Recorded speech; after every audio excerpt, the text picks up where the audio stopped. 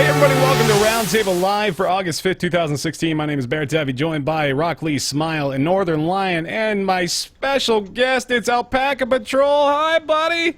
Welcome! Welcome back to the show. It's AlpacaPatrol, youtube.com/AlpacaPatrol, joining us for the second time? Yeah, third, I believe. Third? I think it's third. I think it's third too, actually. Now that you've said that, I think it's third. Welcome bact, man. What you been doing? What you been playing? Hey, Rob, what you playing? Well, let me take a quick look at the theme real quick. I've been playing London 2012. Great game. Good, good. Great. Actually, I've been playing some Pokemon on an emulator because I'm pure scum. Oh, wow. Oh, yo, dude. We're susceptible to TOS violations on this channel still. It's actually legal, by the way. Oh, okay. Just saying. Mr. Gray Area over here thinking he can get away with just about anything. I'm Mr. AlpacaPatrol. I have been playing Pokemon Go, though, and I got my family into it, and it was great. Mm-hmm. In Florida, at one point, me, Dennis, and my mom all rolled up to a gym and did a drive-by and took it out and then pieced it. Don't say you did a drive-by. Well, I mean, we took out an Arcanine. I mean, you know, he's not dead. Okay. You know, some say they faint, others say they've been murdered. What happens when they go into the ball, though? Because it can't be comfortable. They show it in the anime, actually. There's really? a couch in there and a TV. Yeah, they have a good time. Is it like Patrick Like I Dream of Starr's Genie. house underneath a rock? Pretty much, Like, yeah.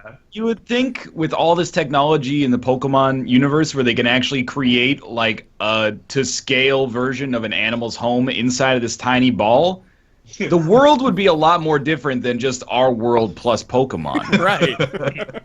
Like, that's a crazy advance in miniaturization. Yeah. That would be a great concept for them to explore. And the first thing they did with it was make sure that they could enslave the inferior creatures of their planet and put them in tiny prisons. Well, I want Arcanine inside of his Pokeball to be catching other Pokemon. Oh, Like, okay. what if Arcanine is holding a Pokeball when he gets hit by a Pokeball? Oh, shit. Can he then take that into his Pokeball and then Rick and throw Morty that at world. No, that's dividing by 0. You never want to do it. Not to be outdone, HJTenchi is our second guest here today. First timer on the show. HJTenchi, welcome, man.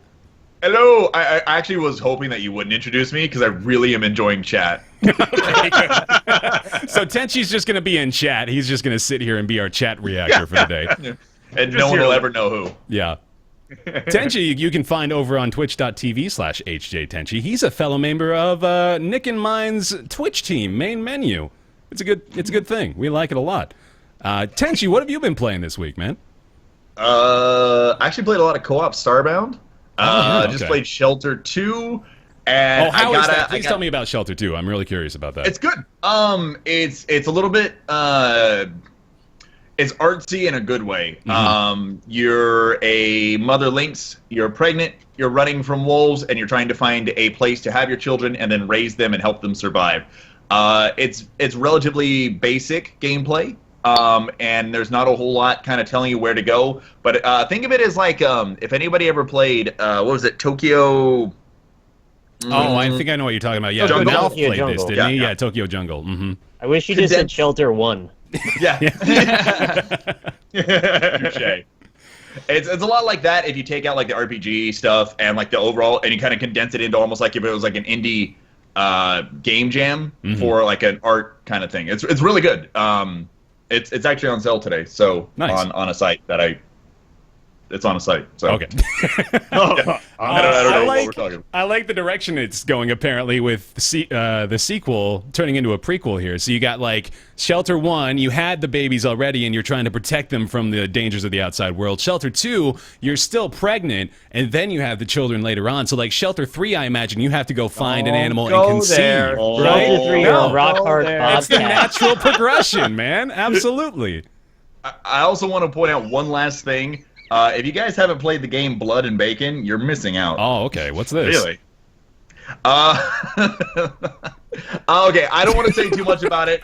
But if you've ever played like old school like Serious Sam or like Quake, you know, like a really crazy gibbs of flesh everywhere. Yeah. Put that on a farm and it's waves and there's a guy staked to the wall, a farmer who's still alive, He's missing parts of his bodies, but he gives you quests every day to go out, shoot the pigs, and then come back. And they give you bigger guns. Wow. Every 10 levels, there's a boss. This is the game that's $1 on Steam, right? So just so I know I'm looking at the right thing here. Okay, good. I played 2.5 hours of it yesterday. Oh my God. It is... Wow. I was at one point, my co-star was being attacked. I'm not going to say anything else about the Sage 20 boss.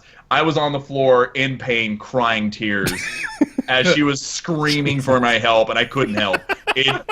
And that's the top-down look that you guys seen. It's mostly first person. Make sure you hit F3 at some point in it. There's this weird... The camera's right here looking at you as you're going like this. I don't know what the hell they were thinking. It is completely useless, but make sure you go run that F3 challenge mode. It knows that it's $1. It knows. That's great, though. That's sort of self-awareness, man. It's got overwhelmingly positive reviews on Steam. People are loving this. I think they sent me a code for that, and I looked at it and I was like, I don't think I want to play this. But now that you said that, all right, evaluate. I don't mean this to be degrading toward it, but it does have a little bit of that look of like this took a bunch of assets and put together a greenlight trailer and got voted through immediately and somehow ended up on Steam. But no, it's not that you're saying. It's I don't know. I mean, I'm looking at it. I'm thinking it looks a little bit like that. Yeah. That's not a bad thing, though. No. Yeah, it's. I'm aware it's $1, and it should be. I could say $5 maybe, but it's just one of those. If you're streaming or content producing, or you want to make somebody laugh about something, it's very gory. Give it 30 minutes. Run through it real quick. Get to at least level 10 or 20, and you got your $1. You got your $1. All right, well, that's Tenchi coming on for his paid promo for Blood and Bacon. Thanks for joining us, Tenchi. No problem. Jack, please. It reminds me of, like, I made a game with zombies in it. Yes, where you're like, absolutely. You know, this kind of, that's part of the charm is the fact that it looks sort of cheap and generic, but it's kind of, like, I guess, elevated beyond that a little. I did a search in my mailbox to find it, and what I got for Blood and Bacon is press release, Binding of Isaac Rebirth, disturbing gamers everywhere this November. I mean, here's some reviews. Farmer Felix and Farmer Jack take on the evil piggies, 10 out of 10, Jacksepticeye and PewDiePie. I can't see shit, I'm nearly dead, 10 out of 10, Vanoss Gaming. Favorite anime? YouTube. It's good stuff. Well, all right. Let me talk about the docket real quick for the show that we're going to do today. We're going to talk about the developers of Ghostbusters going bankrupt a few days after the release of Ghostbusters 2016. The Summer Overwatch Olympics. Actually, I don't know if I'm legally allowed to say that word in a broadcast sense. Actually, I think you're not.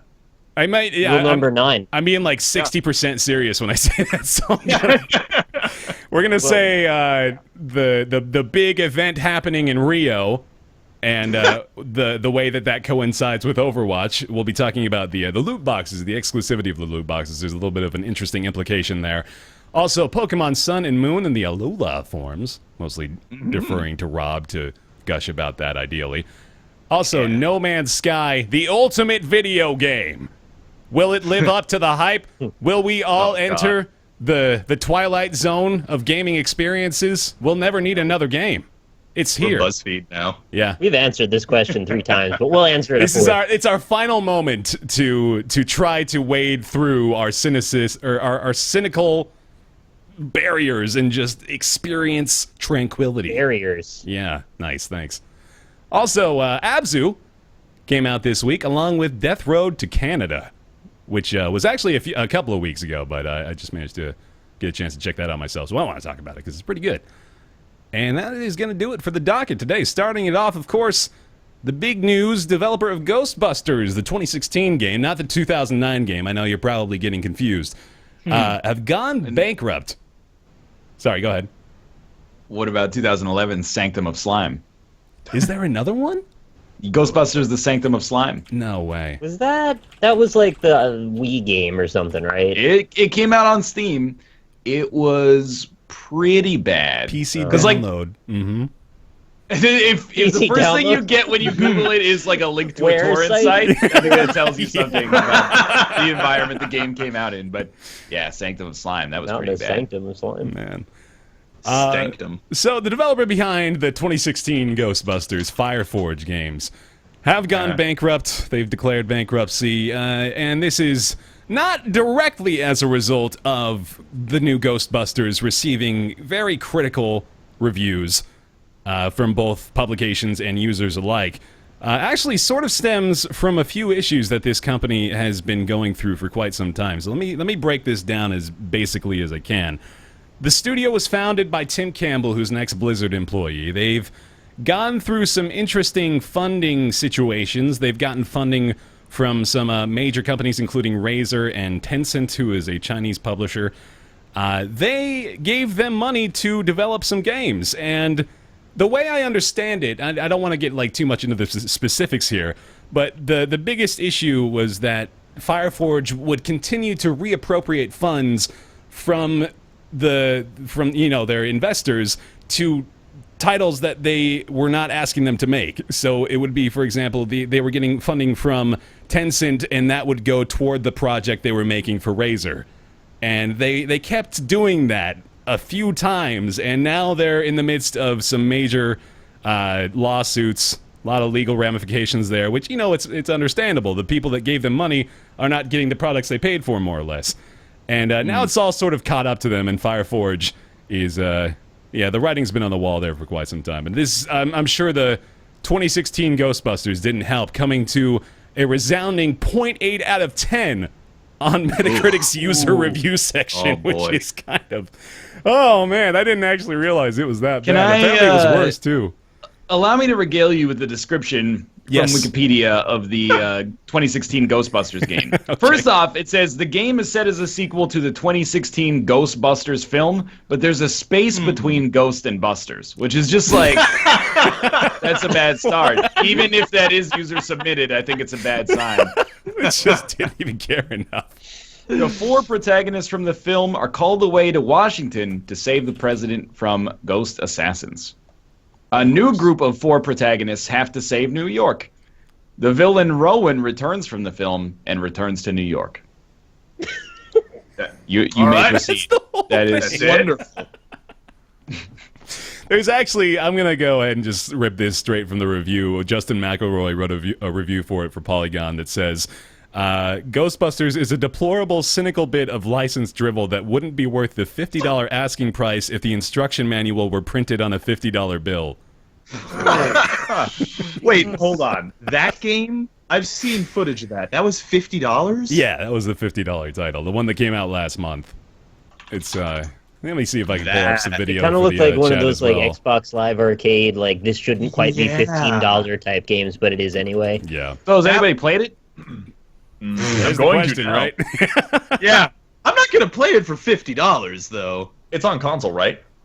Yeah, probably. It's on PS4, Xbox One, and PC, yeah. You can find a place to rent it, probably. You could ask for a review code, but they went out of business. I was going to show the trailer, but I can't help but get the sinking feeling that this is the kind of game that I would get content ID'd for. So I'm going to rescind that real quick.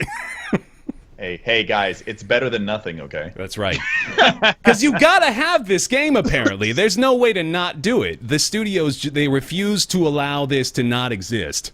If we're gonna make the Ghostbusters reboot, god damn it, we gotta latch onto those people who enjoyed the 2009 Ghostbusters game and get them to fork over the dough, man, because they're still That there. one was actually good, right? Yeah, like it was the pretty good. 2009 one, people enjoyed. Yeah! And that had, like, the original voice actors, too, didn't it? It had... Or did it? And I can't remember. And Dan Aykroyd was helping writing the script too. He was consulting. Oh God, yeah, so that's fantastic. Some had claimed that it was an unofficial Ghostbusters sequel in video game form. Dan Aykroyd said that. He said, like, if you want a sequel, like, fans have been asking for years, where's the sequel to Ghostbusters 2? And he said, this is it. That's what he said. Also, by the way, I think I feel like I should mention that, you guys all remember a couple years ago whenever any big movie... What? Okay. But you guys remember a couple years ago when every movie, every license had a licensed game that came out with it, right? Like on PS3 and Xbox 360 and PC, and they were all terrible. Exactly. Outside of like, Enter the Matrix. right? Yeah. But that and it feels like that's not happening anymore. But it has actually. It's just that they make them mobile now. And they all kind of fall by the wayside, and people don't talk about them, and it's not controversial and stuff. And for some reason, they decided to make this on PC and consoles too, which I feel like this is the major problem here with this whole thing, and that's why it's getting as much attention as it is. See, wait, no, you're saying though that if they had gone out of their way to make sure that more people couldn't play it, they would have been a lot better off, right? I think so, actually. If they didn't release all of across those platforms, you'd get like those mobile game review websites, and that'd be the only people that would cover it. And then people would just pick it up. It's like, oh, Ghostbusters! I want to play that on the subway, and they'd probably play it, and they'd be fine, and whatever. We wouldn't be talking about it. You know what I'm saying? I'm walking into the boardroom meeting and I'm going, all right, guys, so listen, we got a fucking pile of shit on our hands right here, okay? So here's the strategy. Release on nothing. That way, they can't even get to us. Just they don't Windows even Phone. know. Release on the Ouya. There you go. You know, there's like somebody, like a self-aware like programmer, animator, is like, hey, I'm really excited about this job. I just got hired on this new game studio. We're going to be working on the Ghostbusters game. And then they slowly saw like the internet turn on the film, and they're like, ooh. And then, they'd look at like their prototypes and be like, I don't know if this game's shaping up to be very good, right? Like, you have to know. Yeah. If your game is like a 6, you might not know, but if your game is like a 2, you're like, this is not good. And I'm just picturing this poor fucker for like 6 months, like tossing and turning in his bed, like waiting for the axe to fall, like all the things are going to explode at the same time. Like, I really feel for that guy, honestly. I feel more for the Assassin's Creed Unity devs, knowing that when the game shipped, there was going to be pictures all over Twitter of eyeballs and hair. That's how we all remember Assassin's Creed Unity now, too. It's the only thing I remember about it, honestly. Who remembers the main character from Assassin's Creed Unity? Antoinette. Dude, I saw there was a cameo by Ezio in some weird mobile game that I'd never heard of. Really? Huh. So they're Was it like like a licensing out knockoff? Ezio now in God. weird-ass mobile games. Ezio in Ghostbusters 2016, the video It game. was like a shitty dungeon crawler ARPG with Ezio Auditore dei Firenze. I'd play it. In a somewhat tangential but related note, that new Batman Telltale game came out, and it has like really, really negative reviews on Steam. Oh, really? But it's not because like people are not liking the game. It's because apparently it's super broken. Like it's very crashy, and there's a bunch of frame rate issues and stuff. So I don't know, man. Sometimes you just got to push on a deadline, and they push out these games that don't work. Yeah, I mean, Are you trying to suggest there might have been a push on Telltale, the Batman series, because of the impending release of DC's tentpole summer film, The Suicide Squad? I think that seems overly cynical to me. Which, by the way, is apparently getting it's 20% on Metacritic too. Has it gone down even more? I saw like 37. Oh, man. Yeah, it's very But- bad. But a Apparently. critic hating something probably means that the rest of us are going to enjoy it at least. Or I be always- With those have fun summer blockbusters, I tend to think that, you know what, yeah, I could probably go here and still have a good time and not really worry too much about the story structure and the character development. I just let myself go dumb for 2 hours, right? Where's the Batman versus Superman fighting game where there's literally two characters? You can play as Batman or you play Superman. Rob, you noted on something that's probably worth mentioning as far as the Ghostbusters game goes, though, is that they were on an 8-month development cycle. So, I mean, they were just sort of doomed from the start as far as that's concerned. Mm-hmm. But- And that's how all those licensed games worked. Is that they would make the game for less than a year, and of course it's going to be shitty. That's just you can't make a game with that kind of budget in that time and have it be any good. Like, especially in this circumstance, they must have known that they were going to be making this Ghostbusters reboot for years, probably back to 2014, right? Why not start the development cycle then? Why not pick up on if you're going to cash in on the video game franchise, why not do it a little earlier, I don't understand what's stopping them. There's a really short turnover on pre-production and release for movies comparatively. I mean, like you can go into pre-production like just 6 months before a movie comes out, even less than that, sometimes 3. And then like until you go into pre-production, a movie could just hang for years. Like Deadpool. Deadpool hung in like being. Yeah, he is. Deadpool is such a success story because that movie shouldn't have come out in the first place, and it shouldn't have been good, and it was both of those things. And it did really, really well in the box office. It did really office. well on top of it, so it was the perfect line that they walked. So props for Deadpool. And it was a risk too for Marvel. That was one of the main reasons why they didn't want to do it, is because they didn't want to do the R-rated superhero movie. Well, like to Rob's point, I actually heard that Richard Linklater made Boyhood in 6 weeks, which a child ages like 16 years over the course of it's the same actor. Is that a real modern science? Do I need to understand just what that movie is to? Yeah. All right. I decided to go for it at least. It was a good joke. It was a good joke. All right, good. I'll give you that. I'm glad Rob was here for it. Oh man, yeah. So this is. I mean, I don't want to spend too much time on this because it really is just a story of hey, the Ghostbusters game is fucking terrible, and they went up, they went bankrupt, and a lot of people are probably going to lose their jobs. So it's sort of sad. Those guys, right? For trying, jeez.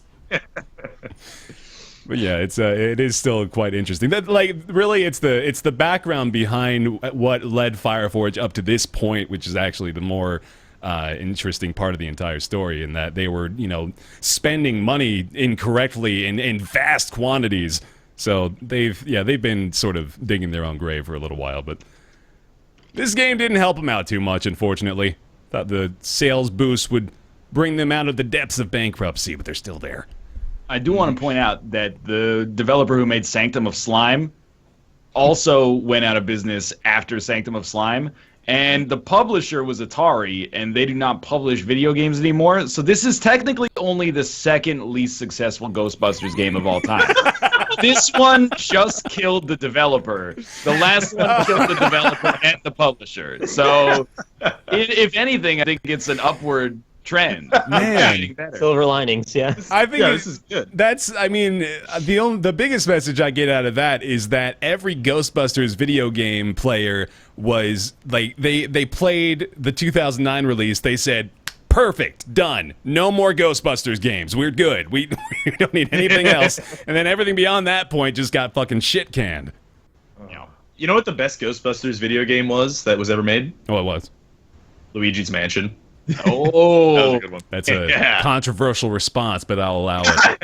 Yeah, that's what I'm here for. Make me feel good. Do you know Dan Aykroyd, Canadian, Luigi's Mansion for the 3DS, made by a Canadian studio. Just throwing it out there.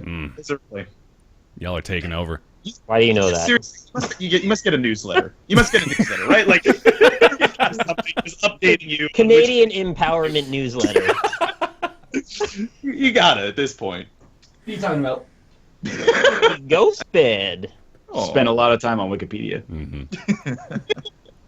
The Summer Games are here. I mean, am I allowed to say that? Fuck. Yeah, oh no, we're already getting sued. The event happening south of us is currently underway, involving many countries from around the world. And Blizzard and Overwatch have taken notice, actually doing a little bit of a cooperative effort. So Overwatch has released some loot exclusive to the Summer Games. I'm just going to go for it. Fuck it. YOLO.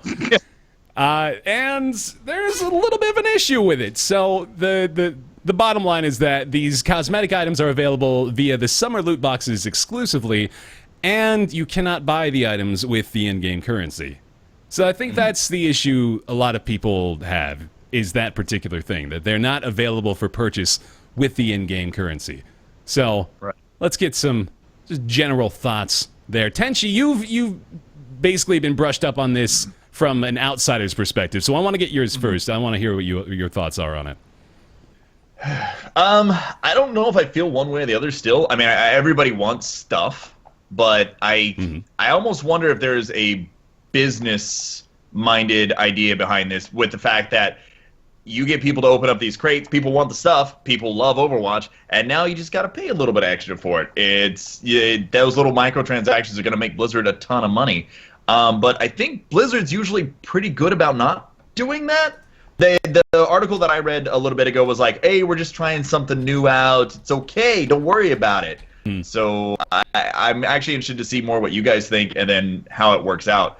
If they get enough people slamming on it, I don't know if they'd do it again.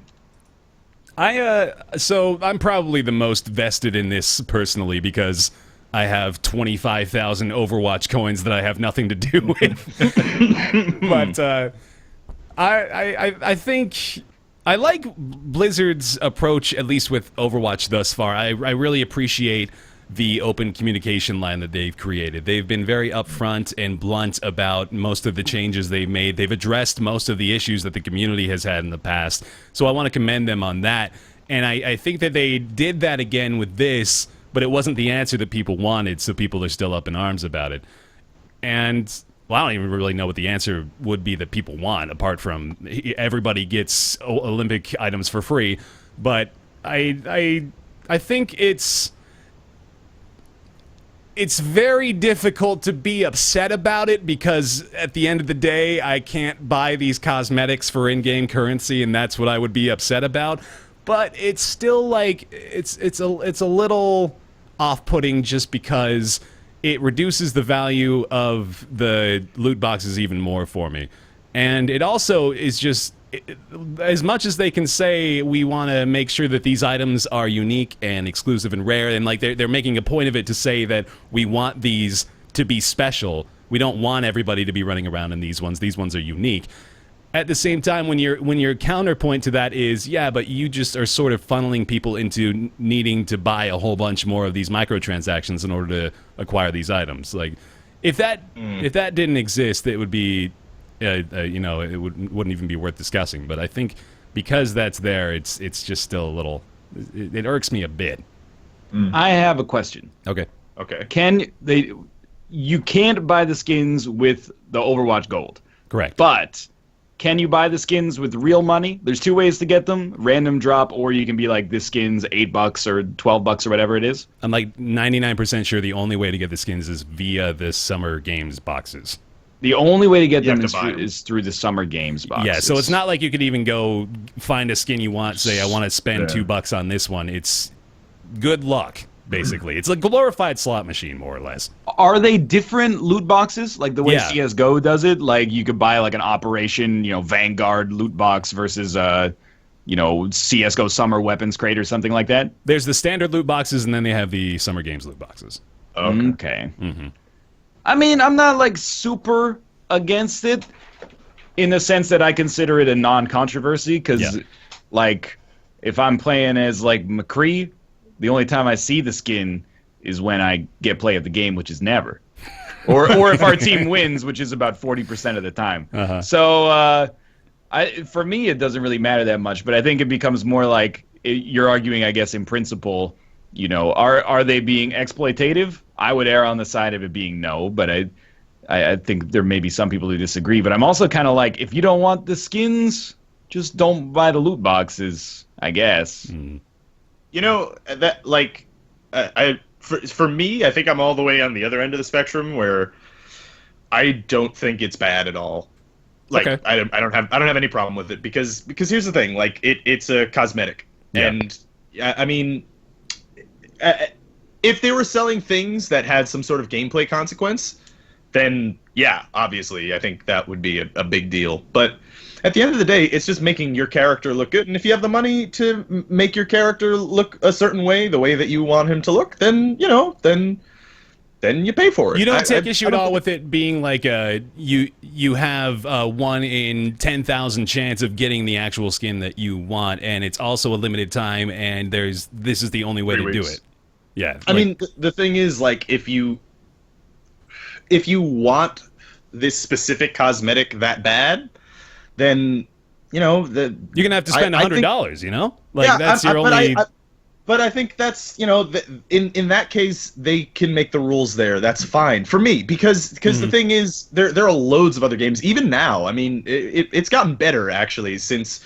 Not to necessarily, bring it up, but since Dota showed that model worked, where you can make, enough money for a game just on cosmetic items.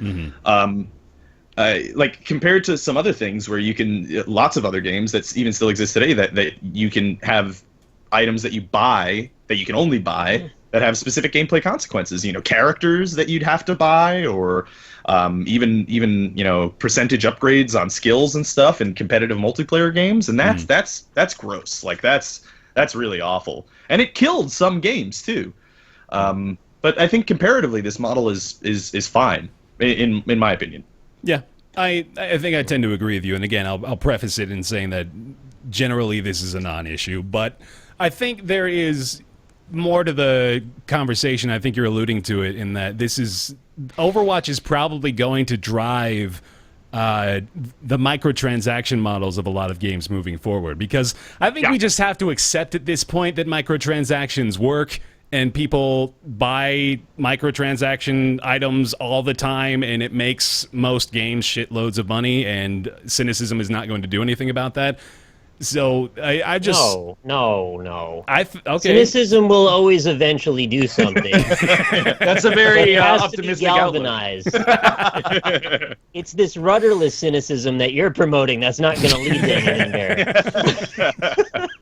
I would be 100% okay with it if they said you can buy every skin with real money and get it from a slot machine, which is essentially what the crates are. Although people are like, you get like a loot box an hour, but that's like, that's slow enough that people are going to buy loot boxes if they really want to get a skin. Yeah. Just like the arithmetic of the situation. Like, for me, the only thing that makes it even questionable is that the only way to get it is through RNG. Yeah. If you could, even if they said, hey, you can either get it through RNG or the skin is like $25. I'd be like, that's really expensive, but I don't care because it's all cosmetic. It would be different if it was like, it gives you a plus 10% rate of fire bonus or something like that. Because it's literally just a trophy to put on your character, I don't care as long as you don't have to subject yourself to like the slot machine pull. And then I think that's a little shitty that you have to go through the loot boxes, but apart from that, I'm relatively okay with it, I guess, because it doesn't affect the gameplay. Mm-hmm. I'm like somewhere in the middle, I guess. Mm-hmm. I look at it like, all right, on my scale of 1 to 10 of things I really give a shit about, like number 1, like the lowest end of the scale is like the fact that Super Meat Boy crashes every single time I open it once. 10 is like most things Nintendo does. This is like a 4 maybe. Okay, yeah. And the reason I go for the 4 there... I like this scale that you have. I really need us to like iron out which one, item by item. Yeah, you gotta have some framework to work within, right? It's like the pain tolerance scale, I guess. Just wait. Tolerance of game bullshit by Nick. Yeah, so I've kind of been along with Jim Sterling in his opinion with this since he sort of was outspoken about it. I think Overwatch got too much of a pass for being a $60 game with free-to-pay mechanics. I think that's kind of bullshit. At the same time, though, the amount it really affects the game is fairly minimal, but what it does affect, though, is the psychology behind how to monetize games in the future and where we draw the line of what's acceptable. Yeah. And I'm not a huge fan of charging for content that should be in a $60 game. Like, you already paid for the game. Why are you asking for more money? I understand why they're asking for money, because it makes them a ton of money. Yeah. But that's not a pro-consumer stance. But here, they've made plenty of money. Let me present like an A/B test to you. Because if you think of a game like... I'm trying to think of a recent game that would fit this bill, and there's not many because this trend is very pervasive. But imagine like Overwatch at $40 with everything, like all the loot is still in the game, but there's no way to accelerate the way that you get loot boxes.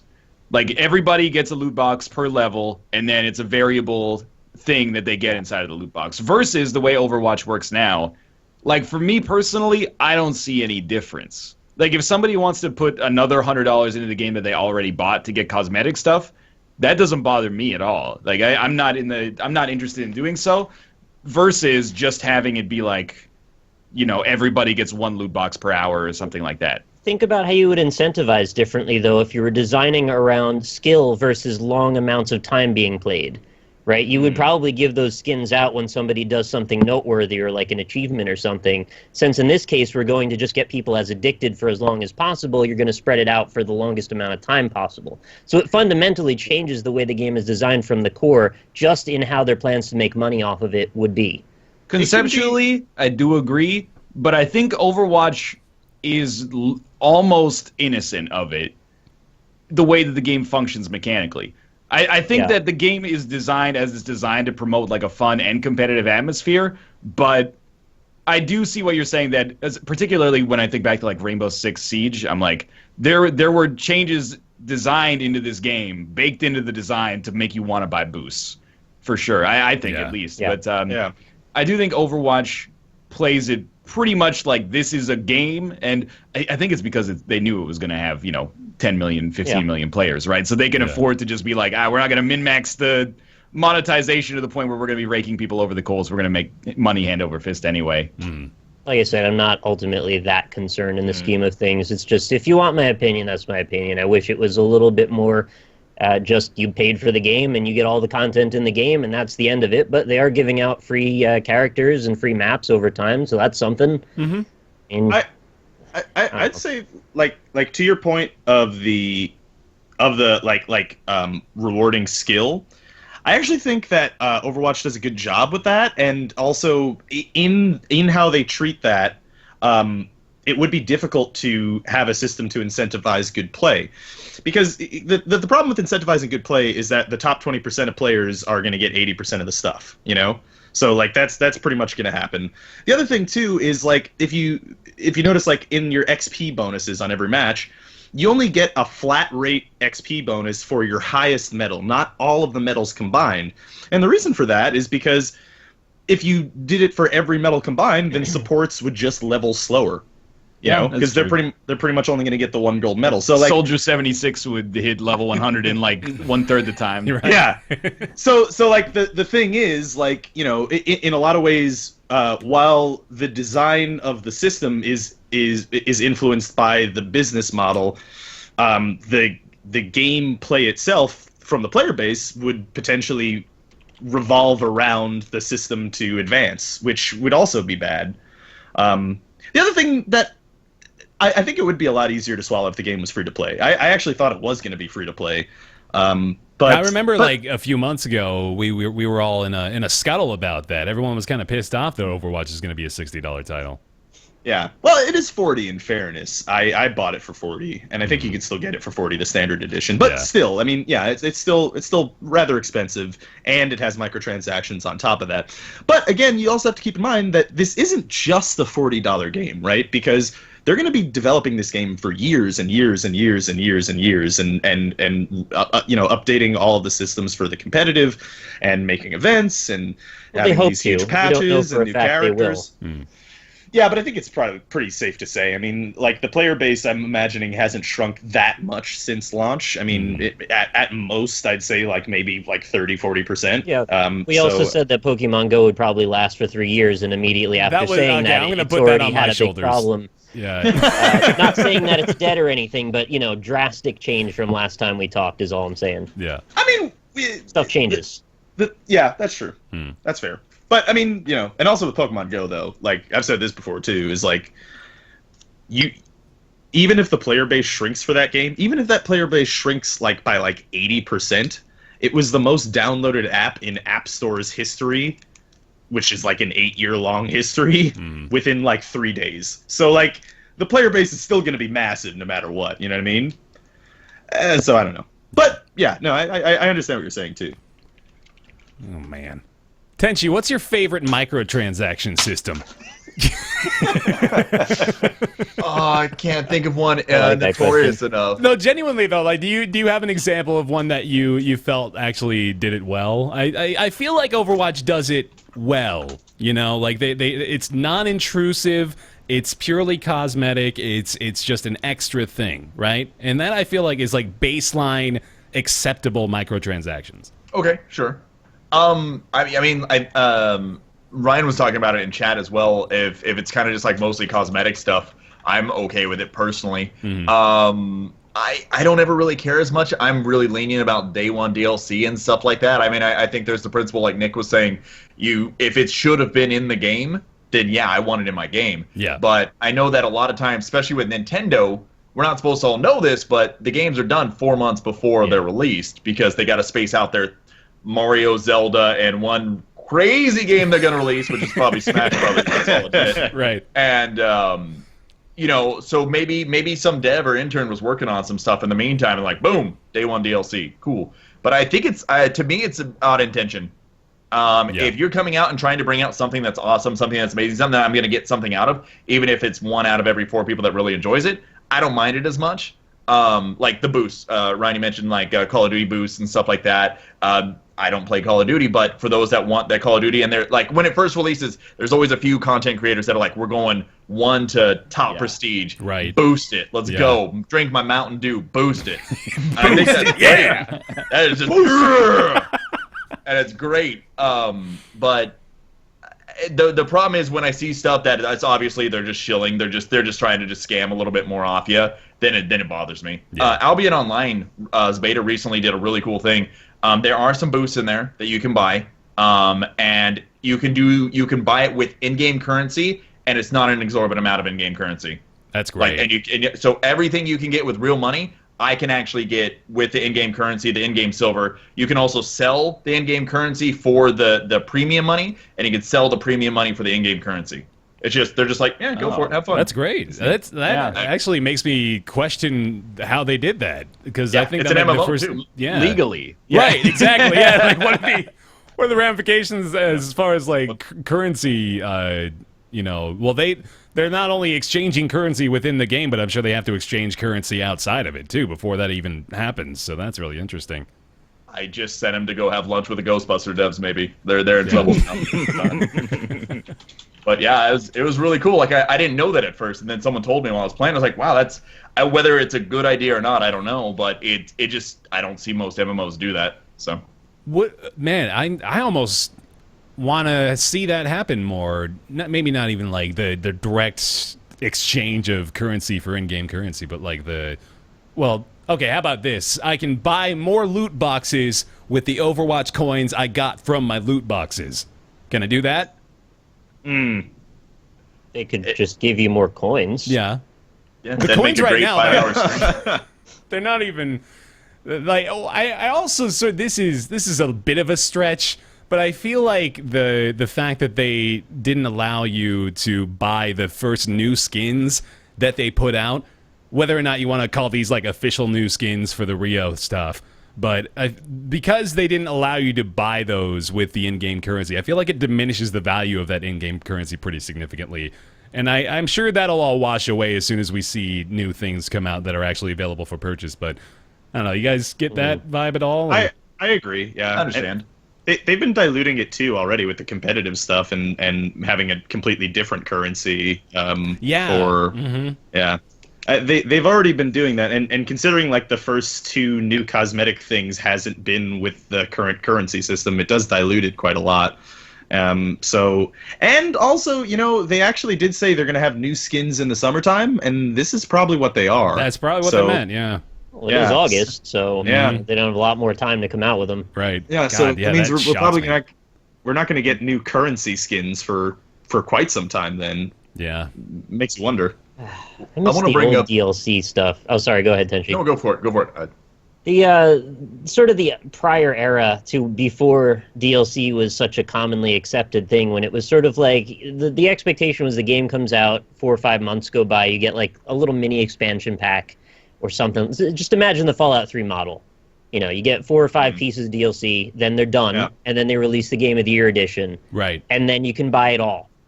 Mm-hmm. See, like, I want to get more to the Game of the Year edition being the game you buy originally. I know that sounds ridiculous to say, but like, I just want to skip to the part where you get the whole game.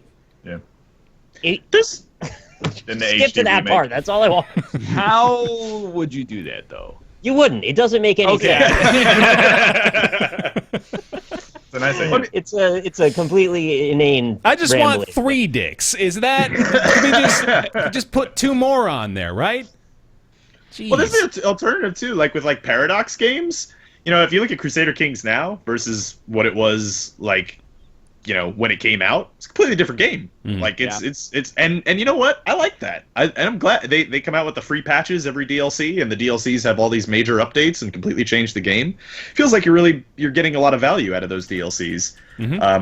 So in that way, I really like how they've been able to continue making the game that if they had released it now, it would have just taken like 7 years to develop the game. You know what I mean? Right.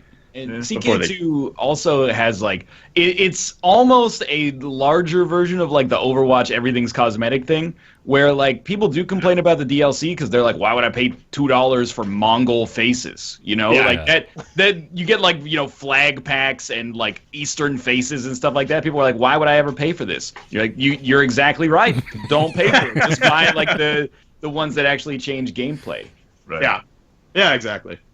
Well, I want to rustle Jimmy's just a little bit Oh, please. and bring up the wonderful League of Legends. And when they release a new hero, that is a premium rate that they sell that thing for. And that hero, I mean, I haven't played for a long time, but that hero was always overpowered compared to everybody else. I don't know if that's for a lack of knowledge against that character or if the character seemed to always get nerfed a little bit after it first came out, which is incentivizing people to buy that. Oh, yeah, you want to win? Buy the new character. No one knows how to fight it, and it's a little powerful right now. Yeah.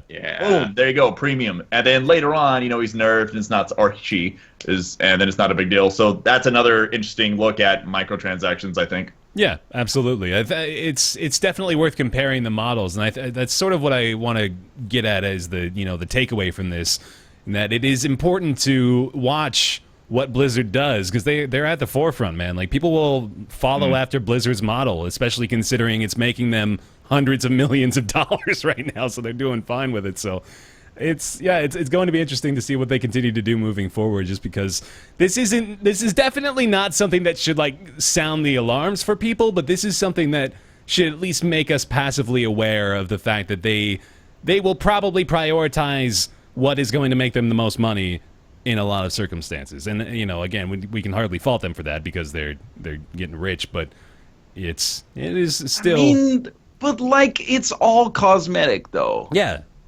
I hate that excuse. It's still content in the game. I still want to have access to it without paying extra. I'm with Nick a little bit there, yeah. It depends on the game for sure. You technically do. Not the Olympic Games stuff, which was the focus. You do. I'll say You just that. have to play it to actually, get it in game. There's a I barrier thought you still. couldn't? I thought you still had to pay. Maybe I misunderstood. You earn like a loot box per level that you get, basically. Well, not for the So- Olympic right. stuff. No, I thought you did for that's the- you get the Summer Games boxes. The same Oh, really? way. For I'm leveling pretty up? sure it's only giving you the Summer Games boxes right now for leveling up. During this 3-week period. I might be wrong about that. Chat, correct me if I'm wrong about that, but I'm pretty sure that's how they're doing it right now. Oh. Okay. All right. Well, that's less bad then. I think we can. Jesus, people have to work to do those? Yeah, I know. That's why you pay $60 for the game. All right. Change your budget. We're gonna hop off the Overwatch train onto Rob. Tell me about Pokemon Sun and Moon, man. What's Alola all about? Dude, actually, like I've generally I don't get super excited over new Pokemon titles because for the most part they're derivative, but not derivative, but formulaic rather. Right. And you know what? That's fine actually because I just get to keep playing the same game with new Pokemon. I'm cool with that. I like Pokemon. It's a good formula. And I'm not gonna say that this game looks like it breaks that formula. It looks like it's mostly the same, but there is some really cool shit in it. And tell me why you're excited. Well, so they have a bunch of cool stuff in it. Like there's assumedly more customization, which is great. It's 3D, which I've always wanted since I was a small child, and they did that with X and Y as well. They have added regional variants for the Alola region of old Pokemon that you know. So there's like an Ice Ninetales now, and like an Ice Sandslash. Ooh, yeah. And That's cool. yeah, and there's like a Dildo Executor now, which is great. Yeah. Well, that's been around forever. What's up with Super Long Tree Executor? That's the shit I want to know man. about. I don't know, but it's great, and I don't mind at all. And you know what? In like a typical like Nintendo game fashion, they like one of the features that they like the features that they were hyping is like, and he's got a fourth head on his tail, and it's just like, but the thing that I'm actually like They play it up like it's a feature only they could have come up with. Dude, like, that is this like is the such a coup de Nintendo grace thing. of Nintendo's creativity. Yeah, absolutely. They do that all the fucking time, Yeah. man. Just like you can turn now in Star Fox.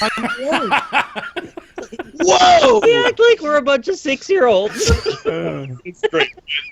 Well, I No, mean, but they're targeting to a bunch of 6-year-olds. We're just the ones that are actively seeking it out. well, that's the thing too. Is that like Pokemon is played? I mean, I'm gonna assume the majority is still played by children, but for a large part now, it's like people our age. It's people who still love Pokemon, you know, which is kind of funny because Who do you see primarily walking around with their phones out playing Pokemon Go? It's not fucking kids, man. It's the 25 to 30-year-old age people that are all, we got nothing better to do than go play Pokemon. it's one of the main reasons that they stuck with the original 150. To be honest, is to hook these people. They hook us back in, but Those nostalgia glasses, man. but the main thing that made me like freak out is something that I have wanted in a Pokemon game forever is the ability to ride around on your Pokemon and you get to see yourself ride around on it. Like you could ride a Sharpedo and smash through rocks and shit. Yeah. And you could ride on this horse and like You can ride on this horse? This is the horse? You can ride on a horse? It's so cool. See, Can you ride the dildo executor? yeah, you're like, Oh, that microtransaction.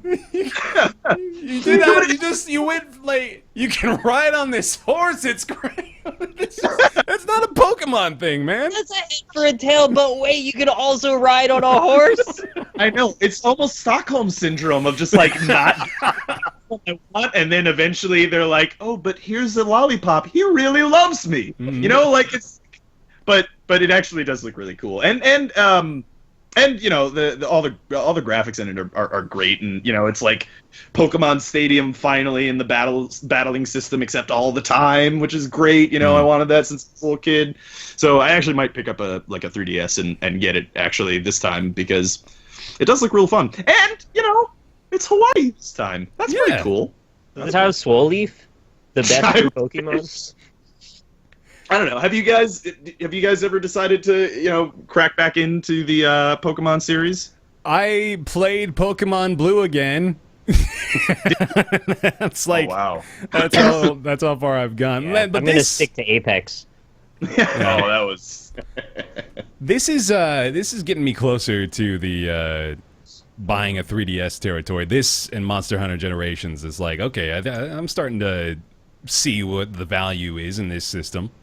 Yo, before we talk about Pokemon Sun and Moon, at what point did Nick and I get to rake you two over the coals for Pokemon Go's rapid fall from grace towards the nadir of July? You know? Would you like to take the floor, sir? We were the two people grounded in reality who were like, I mean, it seems cool, but it's also just a video game, and we're being beset on all sides by this is transforming the way that people interact with one another. It's fundamentally changing the brains of human beings. 3 weeks later, people think Niantic are like the worst video game developers in the world. It's like shocking. just turned completely greedy and like don't care about their consumer base anymore.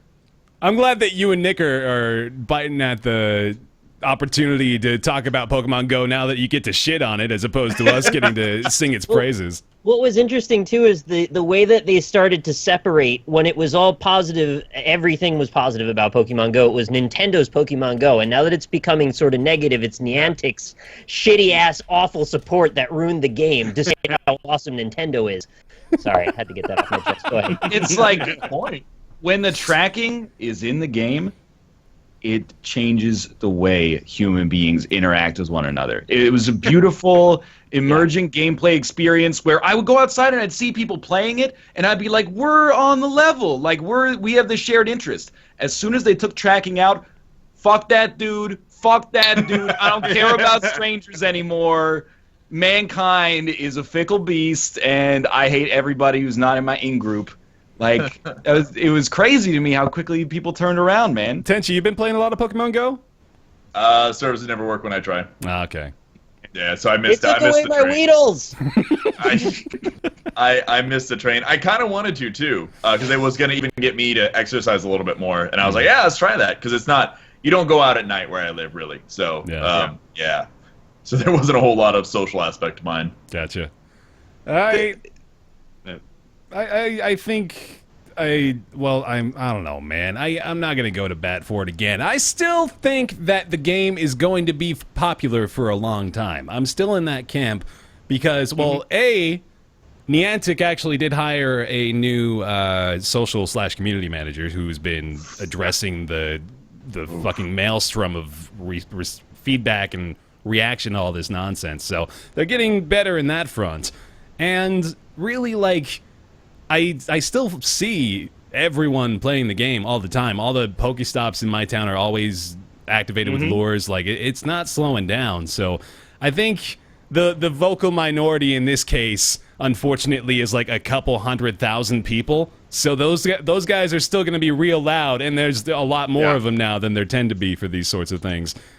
But it's still at its core the same exact thing that it always was. We've lost the footsteps, and we've lost third-party tracking websites, which apparently were like a big drain on their servers as well. So I suppose there's sort of a win some, lose some to that. But I'm still happy about it. I'm still getting encouraged by the possibility of running into. You know what? I'm very for Bear. that. Yeah. If you loved Pokemon Go and you still love Pokemon Go, then my quarrel is not with you.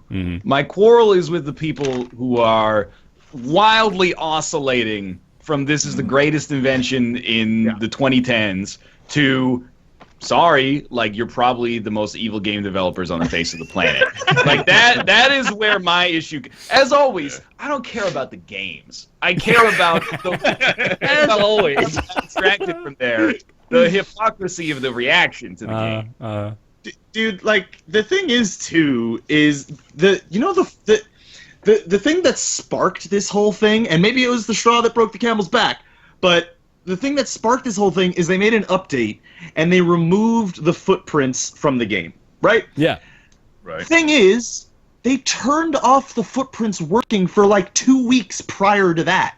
Like they were literally just cosmetic. But then as soon as they took it out, they were like, motherfucker, these guys breaking the game. And it's like it already didn't work, bud. Yeah. You know, so it's like but you know, the thing is, I think a lot of players, at least on the Pokemon Go subreddit, before the whole debacle, were pretty realistic about the game in that, like, you know, it's there's not much to it as a game, but there's the experiences that you get from playing it are pretty cool and pretty unique to that game. You know, it's like it was kind of a phenomenon, and I think it still is going to be. I mean, absolutely. You know, you go, you meet people, you're walking around, you make new friends in the real world, and you're, you know, walking around and doing all this cool stuff. I mean, hey, I played it with my mom in Florida. That's really cool. You know how rare that is today for me to do that with my mom? It's great. So, I mean, that's something that game did, and I think will hopefully continue to do, and hopefully get better over time. And not to, you know, in fear of being a terrible fanboy here, I will say that it's the defining experience of our generation. I will say that in fairness to them, and I wouldn't say this for other things like Diablo 3 release, SimCity release, those guys, they should have known. They should have known how popular those games were going to be and gotten the extra server space and forked over the extra money for the release. Niantic and Nintendo, there's no way they could have expected. They knew it was going to be popular, but it released in 2 countries on the first day, and within 3 days, the most popular app ever downloaded. There's no way you could possibly predict that, right? Yeah. Like, there's no way. That's too much. So I understand how they could be having those issues. I don't know. Yeah. We'll see what happens with it. I'm with you, man. It was funny to see people like in Canada complain, and they'll be like, the app doesn't work right in Canada before it actually came out. They're like, you know, side-loaded Pokemon Go into my app, and the tracking bug is still effective there. And they're like, oh, well, you know, they tried to do like at least some kind of regional rollout, and then people were just like, nah, fuck that. Also, why doesn't it work? Yeah. Exactly. Oh man. Well, I think we done talked about Pokemon S&M enough, right? I think we covered that topic fairly well. I'm really happy that that is the abbreviation for these new Pokemon games. Pokemon Sun and Pokemon Moon. Yeah. That's nice. Good. It's nice. They should have had Pokemon X and Pokemon XX. Just, get it out of the way. Yeah. Absolutely. Continue. Go on. Spiritual successor to BMX or BM Triple X. BMXXX. How do you even... Yeah, It's exactly. Bimix. It really should have been called BM XXX. Yeah. Because then otherwise it's just BM4Xs. What does that even mean? It's like a space strategy game or something like that. Mm-hmm. No, that just means it's extra kinky. It's into poop stuff. Well, speaking of experiences that define a generation, Poop No stuff. Man's Sky comes out next week. Yeah, exactly. No Man's Sky. We all know it. We all love it. What in the hell is it gonna be, though? Apparently, It's delayed. it's again. delayed. Wait, what? What, really? I the didn't 12th. know that. For PC. Starbound is For delayed. PC. Are you bullshitting me? No, I'm not. They announced it on Sean's Twitter. Oh, that was like a month ago, though, right? That you're not talking about No. like they delayed it no, today. just it was the 9th, and now it's the 12th. Okay, yes, that is true, but it is coming out on the PS4 on the 9th, still. Correct? I suppose. Okay. Why 3 days? Is something else coming out? Maybe I they think don't they've have had to Friday. Reddit user Damien was like, hey, I mean, it seems like you guys should really make like 50% more game. And then Sean Murray from Hello Games must have been like, all right, give us 3 days. And We'll add one extra NPC. we're gonna Add a new we're gonna variable that completely generates new fundamentally variables. change the design. Yeah. And then We've all been really enjoying the shitstorm that has transpired as a result of Reddit user Damien's early access, quote unquote, to the game. He picked up a copy of it on eBay for about $1,200, including shipping. The rumors going around have been, well, I mean, I could tell you really anything, and you'd probably believe it. Rumor goes around No Man's Sky actually cures cancer. And if you shove it up your ass, you can fly. So that's pretty neat. Also, if you buy No Man's Sky, then they'll release Star Citizen Yep, as well. that's a fact. So, But Well, that's worth it then. Reddit user Damien has been playing the game. Apparently, he's been able to complete the game, too, in somewhere between 20 and 30 hours of gameplay time, which has users in a tizzy, believe it or not, on the No Man's Sky subreddit. Because for the game that was supposed to end all video game development and be the quintessential experience for the remainder of our human lives, that's a little bit of a short expected gameplay time, isn't it? well, it's one of those things. it is. You know? It sure is. Well, like if you look at well, I didn't know that. I felt like I skipped. I stepped on Ryan, who was making a face to go talk I here. thought and Ryan was thought- actually saying that, but somehow had developed like extremely impressive ventriloquist skills in 2 minutes. You made the talking face. I didn't want to. No, but I mean, like, if you play Skyrim's main story, it's 20 hours. If you play Skyrim's every quest, it's like 5 million. So, Yeah. you know One what I'm of saying? those things. You can be Fallout 4 in like 2 hours, right? It's actually impossible. It's actually impossible. I can play Super Meat Boy in 20 minutes. Yeah. What a bullshit game. The problem with No Man's Sky now is that the hype has gotten to the point where there's a large percentage of people out there who are like, this is the last video game I'll ever need to buy. Like, there's a contingent of people out there that's their platonic ideal for video games, is eventually there will be a video game that I don't need to buy any more video games. I can literally play this forever, and it will continue to be a fulfilling experience. And anything less than that would actually be a disappointment. Right. So, considering we live on planet Earth, where that's not plausible at all, you know, I'm pretty sure that when it comes out, it's going to be disappointing for a lot of people. But I mean, this is such like old ground that we've been saying for like a year, because I don't want to be, you know, needlessly patronizing, but we're like adults, and this is not the first time this has ever happened. You know, it happened in November with Fallout 4. And then, you know, for a week, people were like, this is the greatest game of all time. And now people are like, Fallout 4 sucks. Like, it's actually gone from, like... We kind of have gotten into that party ourselves, man, unfortunately. it's gone from like a 10 to like a 1. It's the Pokemon Go phenomenon. We get like literally had the Pokemon Go thing happen last month. People were like, but No Man's Sky though, if it delivers on every completely unachievable promise that has been made in the marketing and the ones that we also made up in our heads when we saw the marketing, then it'll be a huge success. All it has to do is do 100 things that no game in history maybe can do, much less has done, and then it'll meet expectations. Sure. I mean, I could probably just pretty much call it right now how it's going to go down when we play the game.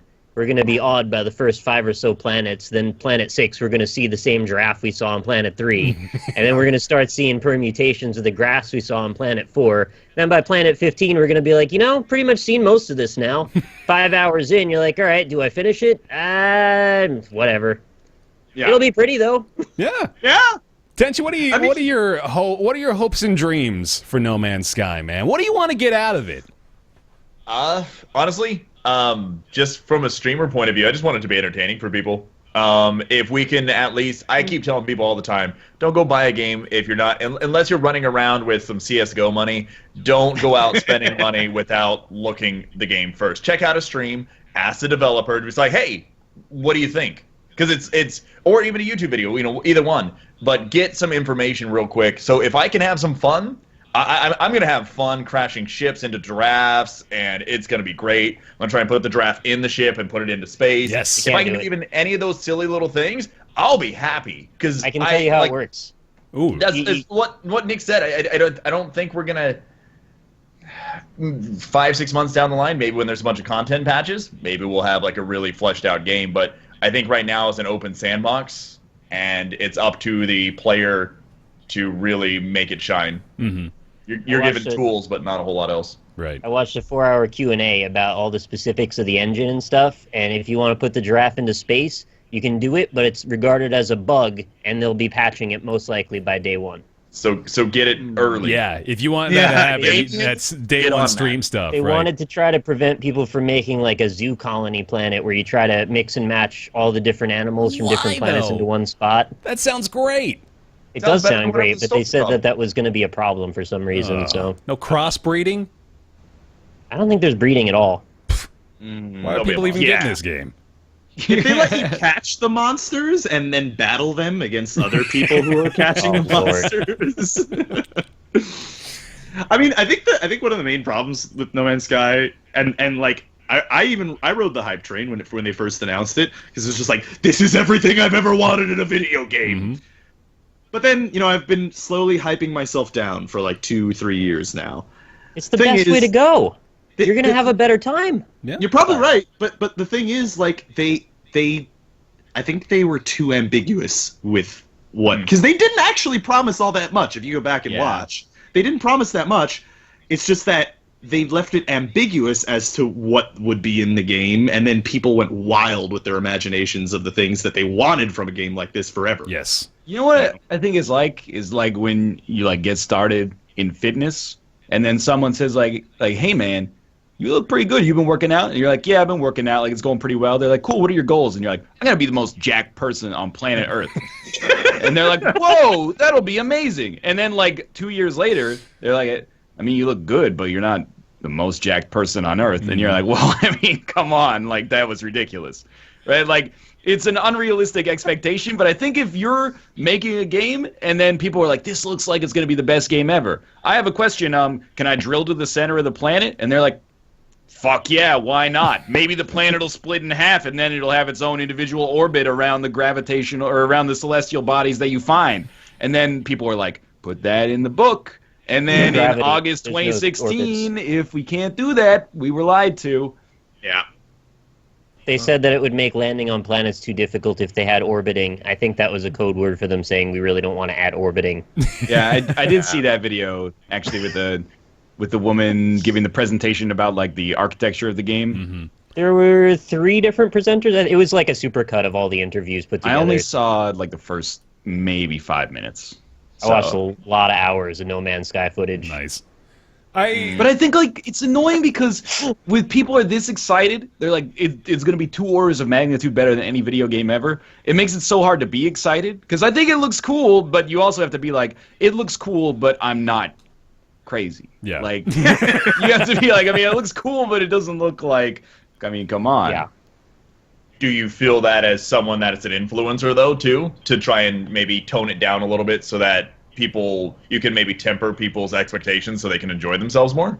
Yeah, I think like Nick and I, at least, I won't speak for anybody else, but like we do our best to use like whatever influence we have to make people more reasonable.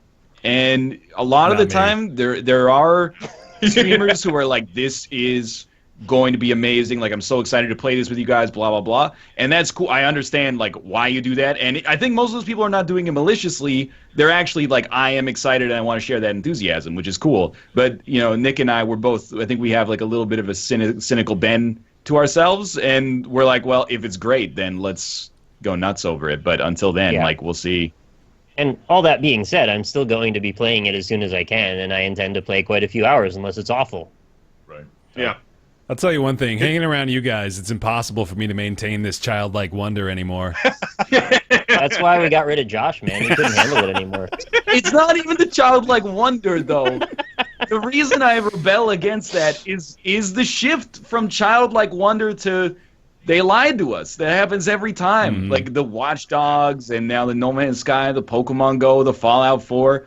It's like, I hate when you take like a little bit more of like a suppressed excitement approach, and then people are like, "Why are you raining on my parade? I just want to be excited about something." And I'm like, "Well, I've seen the future through the past 100 times, and it's always I'm really excited about this. Wait, I can't actually hack the Statue of Liberty and make it say, you know, fuck Trump or something. No, you can't hack the Statue of Liberty and make it say things." And like, okay, like I hate it now.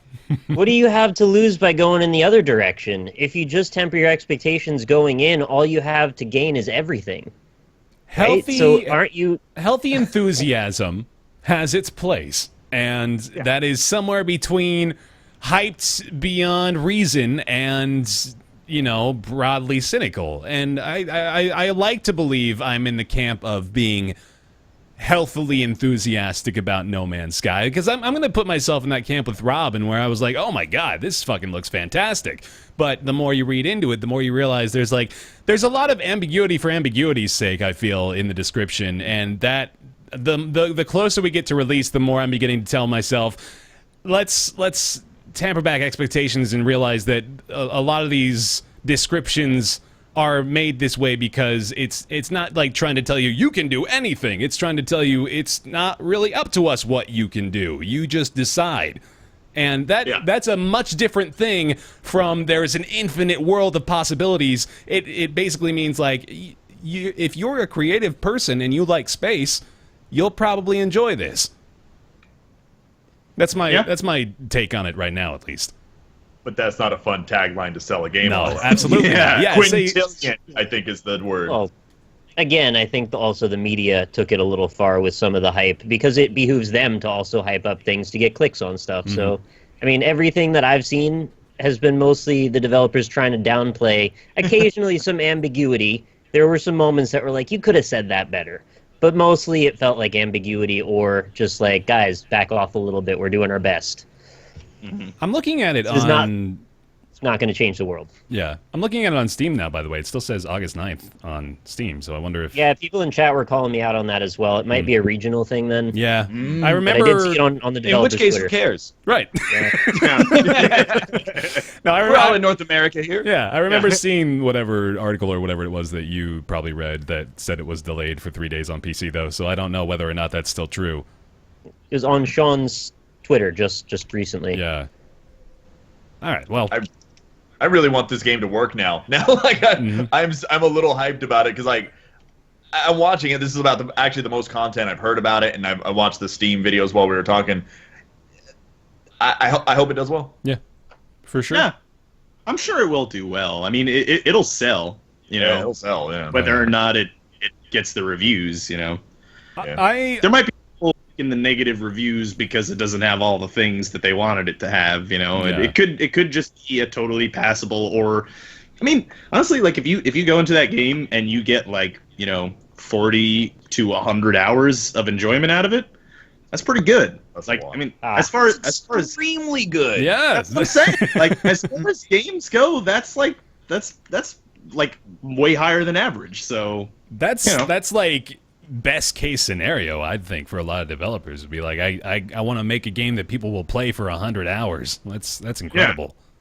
I got the exact info now. Okay. So it says PC No Man's Sky will be global and will release August 12th worldwide. It is so important we get it right and make the best version we can. We apologize for the extra days wait. This means North America, for North America, Steam page will be updated to reflect this ASAP. Okay. There are reasons we have to be tight-lipped. We think a global release will be best for everyone. Retail forces us to be staggered on PS4. So a week from today. Yeah, Friday. Okay. That's crazy, man. Yeah. It's going to be out. Yeah. We will not have played it by next week then. We'll all Definitely true. We'll all wait Well, another probably week to true. talk about it. Another 30 minutes of talking about it. Yeah. So let's finish it off then. Bold predictions for review scores for No Man's Sky. What do you got? I'm gonna throw out a 9 out of 10 average. I think it'll be pretty damn good. Ooh. Yeah. wow. I think it'll be. I actually originally was like, I think it'll be in the 7 range, but I actually think that press that I've seen on Twitter are like, it's not really fair to say this, but I'm going to say it anyway. I see them like congratulating Sean on finishing the game, and I'm not trying to say that makes them biased, like they're friends or something, and they're going to give it a higher review. But I think a lot of games press want to be optimistic about this and believe in the dream that this ambitious game is going to deliver. I would think 8.5, 9, maybe somewhere in that range. That's a little odd, too, that they're all saying that, considering I know that the review copies have not gone out and won't be until the night before the game. So, like, why are they being so optimistic? Oh, that's a bad sign. No, it might be, it might not be. Yeah, I think it's usually case by case with those. Yeah. Doom was decent. Some games aren't. You never know. Right. True. I'm guessing like 6 and 6.5 or something out of 10, probably, for my average. Would it be something that would be bad to push it? Would people freak out? Another push it back 3 more months, add a bunch more content? I think houses would be burned down. Riots Yeah, would be because incited. remember the kids that were like, I set aside my whole summer for this game? Like, they'd have nothing to live for anymore. I cleared my whole schedule of important things. Not going to school. Yeah. Well, and then how much more content could technically be added if it's already been pushed back this far? Infinite. That's right. I just want to say, the last thing that Hello Games made was a Trials-like that was like worse than Trials. Oh, But Joe still Danger. pretty good. But like, it's a huge step up from like Excite Bike to a game where you can explore like a simulated universe. Yeah. Like that. So I think tempered expectations is good, but I don't know. I mean, we'll see. We'll see. We'll see about No Man's Sky. Let's switch to a game that came out this week called ABZU. Nick and I played this. Did anybody else play ABZU? Not yet. Not yet. Nope. Okay.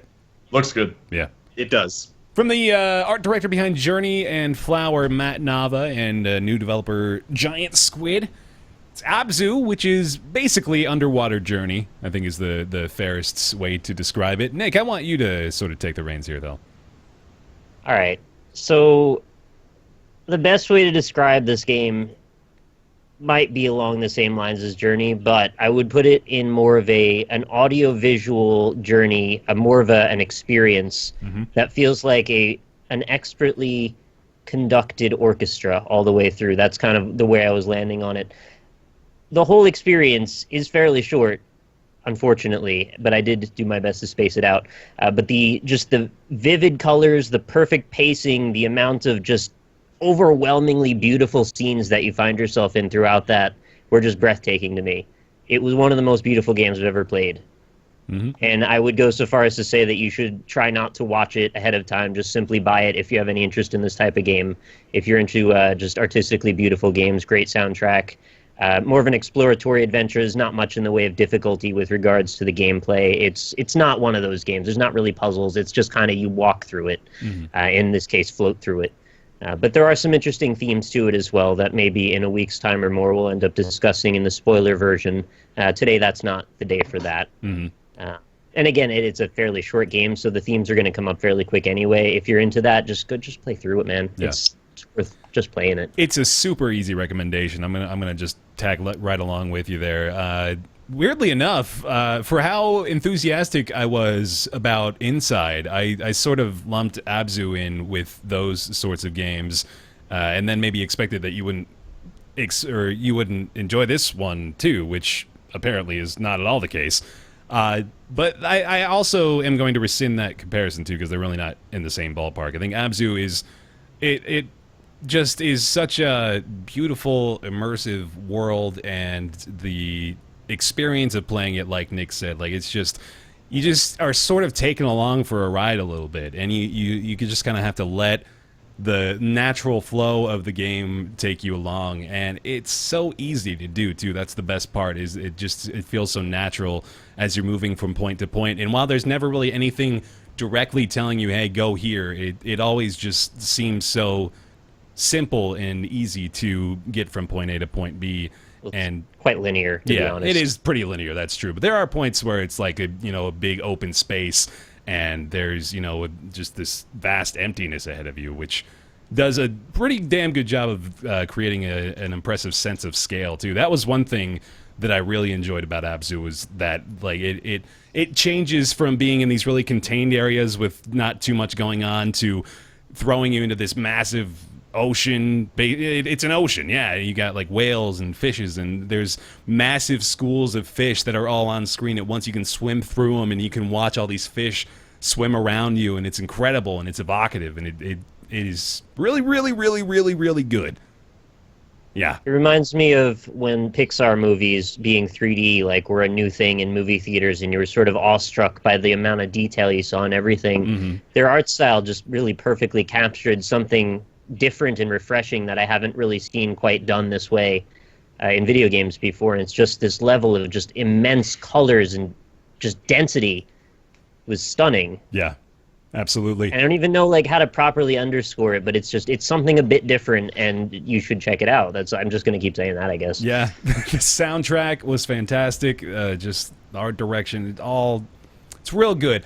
Although I do want to say, I told you this, Nick. I felt it wasn't as memorable as Journey, which is probably the harshest thing I'll say about it. I felt like with Journey, it had such a unique feel and flavor to it, to where there's not a lot that can directly compare to it.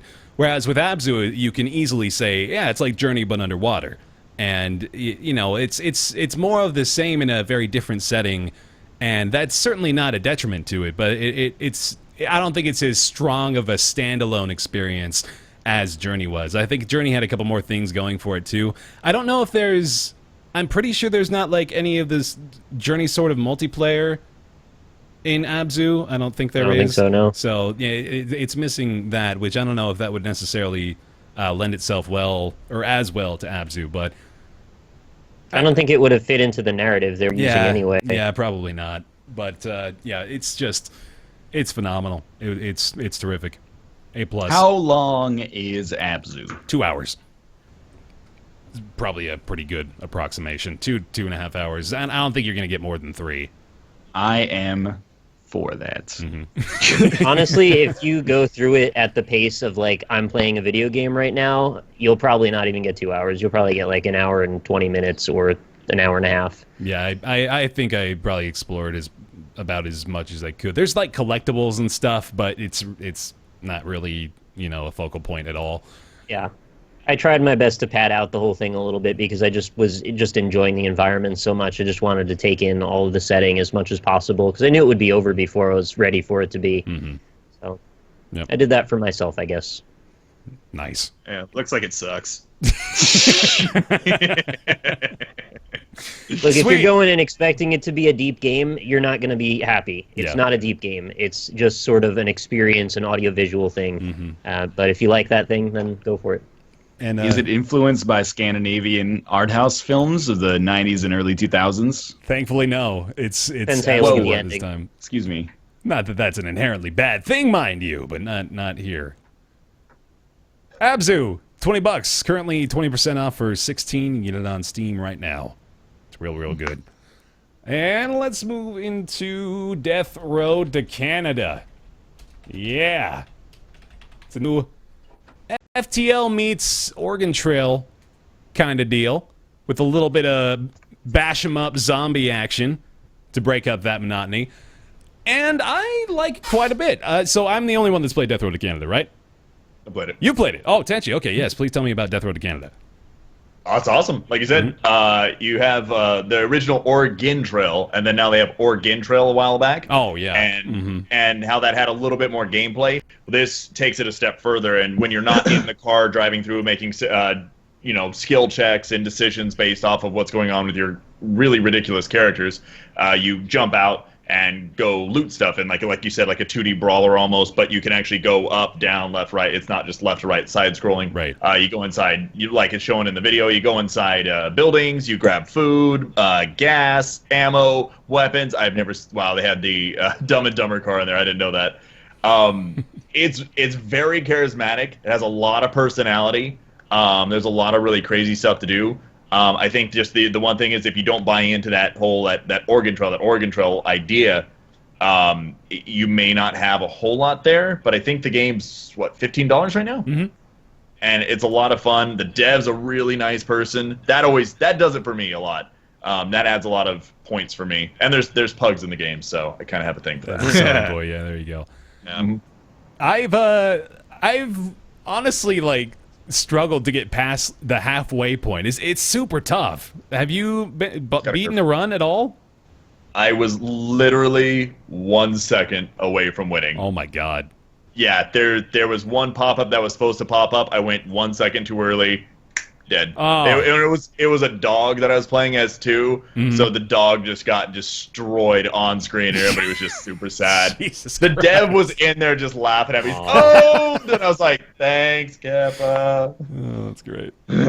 It's good though. It's a lot of fun. You can especially once again for streamers, you can add people in. You can add faces, facial hair, hats, outfits, customize them completely, give them some different abilities and traits that'll give them special bonuses and negatives. And it's really funny to see if you name someone as a viewer and then they start fighting or doing silly, stupid stuff to each other or another viewer. It kind of writes its own little fun. Yeah, absolutely. And so I like the events. The RNG does tend to kind of take me out of it every now and then, Joe, just because there'll be runs where 3 times in a row you get ambushed by bandits and all your food's gone, and then they kill your dog, and they called your mom and called her a slut. Oh, come on, we gotta take it easy for a second here. But I guess I'm just you're taking that for this is that sort of game. Sometimes that happens in FTL, sometimes that happens in Oregon Trail. So it's just sort of the nature of the beast. The more appealing aspect of this for me, though, is it's got its own little sense of humor that I like quite a bit. It's kind of a, it's not really a self-aware sort of thing, but it's hey, this is a crazy zombie mashup game, and it's also got these wild characters. There's the old man who's trying to sell you his weightlifting program at the trading stop, and he's just running around throwing weights in the air fuck yeah, let's go, let's do it. So I really enjoyed a lot of the different humor and stuff, but the basic gameplay I felt was a little weak, to be honest. The when you're out there running around smashing zombies in the face, and it felt I guess the animation is it's I don't want to use the word clunky, but it's a sort of like a South Park cut style animation. You get the feet walking around, but it sort of feels a little janky sometimes when I'm moving around. It feels like you're moving through molasses a bit. The hits are a little bit delayed. Did you feel like that at all, or did you feel it was a little bit more intuitive than that? A little bit more, but yeah, it took me a bit to get used to it. There's a couple characters that have a little bit faster movement, and there's actually a different way than how the video plays it that I play it. I won't say it because I think it's a more efficient way of playing it. Because a lot of times when I'm playing, I'll just be like, all right, yeah, guys, what do you think? And I'll get direct feedback, or someone will say, oh, well, actually, this is how this is played, because I just don't care. And so I think I've found some better ways of doing it. But yeah, it is something, once again, that you're not gonna be doing backflips over people and sliding through. You're definitely skirting around the zombie hordes, or because the weapons can break. Right. Not all of them break quickly, but some of the weaker ones, if you're just wailing on zombies, too many are going to come up and they're gonna overcome you. Mm-hmm. So yeah, you kind of, there's a constant sense of like, okay, how much time do I have? How greedy can I be to go grab something? Because I'm running out of food. It's going to drop everybody's morale, and then they're going to turn on each other, leave, or kill each other. Mm-hmm. And so it's almost a lot of resource management through, once again, like you said, FTL, when everything's fine, and then all of a sudden they call your mother and you're in trouble. Yeah. So, say it nicely. Yeah, thank you. I really like a particular feature, the way that they reveal skills, I thought was really unique and interesting. So you'll have instances of skill checks will pop up, and you'll have opportunities to use characters in a certain way, but you don't know whether or not they're going to be good at the action until you kind of just take a chance, roll the dice on whether or not they'll be able to do it. So, for example, your car might break down on the side of the road, and you'll have two people in your party, and you have no idea whether or not any of them are mechanically inclined. So you just say, well, Denise, why don't you give it a shot? And then Denise will either become an expert car mechanic, or she'll break the car in half somehow with a wrench, and then you guys will be on foot for the rest of the trek. So I thought that was pretty interesting too. Yeah, so some of the prompts are like, if you have somebody that's really strong, have so and so have BaerTaffy punch the engine, and so I'll just choose that, and they just car blew up, of course, and you know that's going to happen. But there was a possibility that roll could have gone well, maybe. And it just, once again, I mean, you saw like the Dumb and Dumber van, and you saw all these different kinds of cool cars. There's special characters. There's a few different modes you can set it on. There's an extreme mode too, I want to point out. There's a harder difficulty. I'm terrified of that. But it's really cool to see little things like that, what I call superficial depth. It's not really adding a whole ton to the game, but it kind of is at the same time. It's not a brand new gameplay element. But you're like, okay, maybe I'm going to go through and see if I have a brand new guy there. Oh, hey, look, it's this so-and-so person, or one of the characters that you made. And you're like, oh, okay, now you're hyped for it. Right. And you care a little bit more about that character. Yeah. When I would assume it probably didn't take nearly as much effort as putting in a quintillion planets. For sure. How long does the average Death Road to Canada run take? Casper told me it was somewhere between like 1 and 2 hours. 2 hours, if you're going all the way to the end, which generally doesn't happen, at least in my experience. Doesn't really happen that often. I think you can shorten it down a little bit, because just like FTL, eventually you get through the color text, and you're just like, okay, we chopped. No. Okay, what happened? This happened. Okay, good. Boom, boom, and you can start just really tearing through it. And depending on how greedy you are, I get really greedy when I'm out walking around, so I'll go check every building. Sometimes you just pop in, all right, I got some stuff, and you can leave whenever you want. So yeah, you could probably pull it down to an hour through a whole run. Probably. Sounds about right. Yeah, I'm okay with that. Good. That's our new segment, Is Ryan Okay With It, where he asks a question, we give him the answer, and he decides whether or not he's okay with it. If you had told me that ABZU was 15 hours long, not as interested, honestly. That would have been I used a to not call okay that with it. segment the NLSS. One particular encounter that I do want to just highlight real quick. I was camping out, and a moose came by the campsite, and it gave me the opportunity to either try to tend to the moose's wound, leave the moose alone, or shoot the moose. And I elected to shoot the moose the first time I got the prompt, and it was quick to inform me that I did not have a gun with which to shoot the moose, and that was a really dumb decision, and the moose did not like that I attempted to shoot it with no gun and decided to maul my entire party as a result. Nice. So I'm glad it punished me appropriately. Yeah, it's real fun, man. It's a good time, Death Road to Canada. It's $15. It's on Steam. It's actually been out for a few weeks, but yeah, we checked it out. It's a good time. All right. That's going to bring us to everybody's favorite segment. It's Ask Roundtable. Whoa, yeah! Ask Roundtable is the weekly segment where you send your questions into roundtableyt@gmail.com. We do our best to answer them. This week's question comes from Atanu. And I believe, pardon me, dear listeners, I believe we've had a similar question to this before, but I'm going to declare my dictatorship reigns here and say that it's been long enough to where we probably forgot what we said. So we're going to go with this one. Atanu asks, if you could bring 5 single-player games with you to a deserted island, the only games you get to play for the remainder of your days, isolated from the world, what would they be? 5. I got 5. right now. Okay, hit me. ABZU, Inside, Amnesia 2, A Machine for Pigs, Gone Home, Proteus. You are going to be the most enlightened soul on the planet.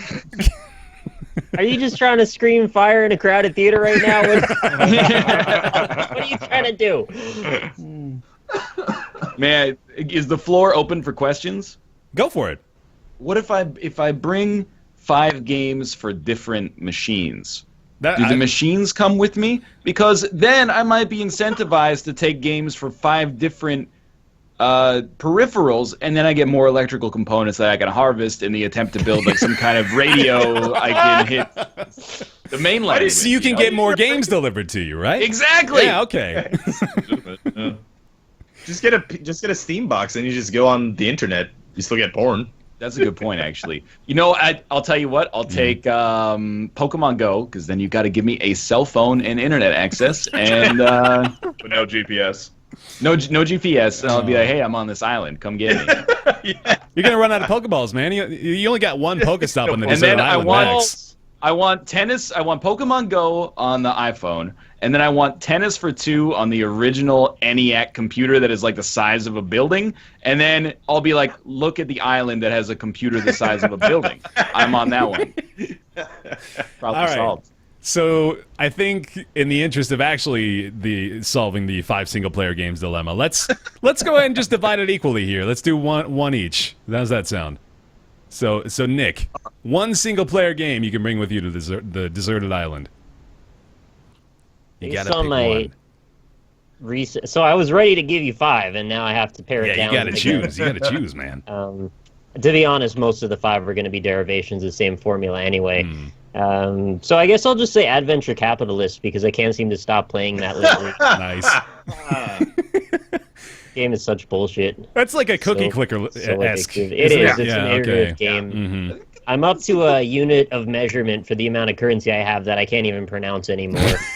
It's the perfect Nice. I'm desert like island game. Like at first, I 45 was measures like, up. At first, I was like, ugh, and then I was like, you might need like the kind of distraction that watching a number go up for years and years could actually give you. What are some of your others that you had, Nick? Just out of curiosity. I was gonna say, Minecraft, Terraria, Yeah. stuff that lets you envision a world where you can thrive happily on an island. Yeah, there you go. To try and put you in the right frame of mind. Sure. And obviously, Super Meat Boy would be on there because I have to practice in case I get back to the mainland and have to speedrun. I don't know. All right, fair enough. Tenchi, what do you got? That's a hard one. I was gonna pull the same thing. I was gonna do some No Man's Sky, and we're gonna do some Blood and Bacon, of course. I don't know. I got to go with my original Earthbound for SNES. Nice. I still have like that. That gives me like a lot of emotion every time I kick open that game, which is always fun. But honestly, I think you guys are going with the right idea of almost pick up like a 4X game or something that has kind of unlimited replayability, because Earthbound's great. I love it. Fantastic. But I can't play that for forever. But almost, would there be a negative, like, mental attack of playing a game like Don't Starve on an island?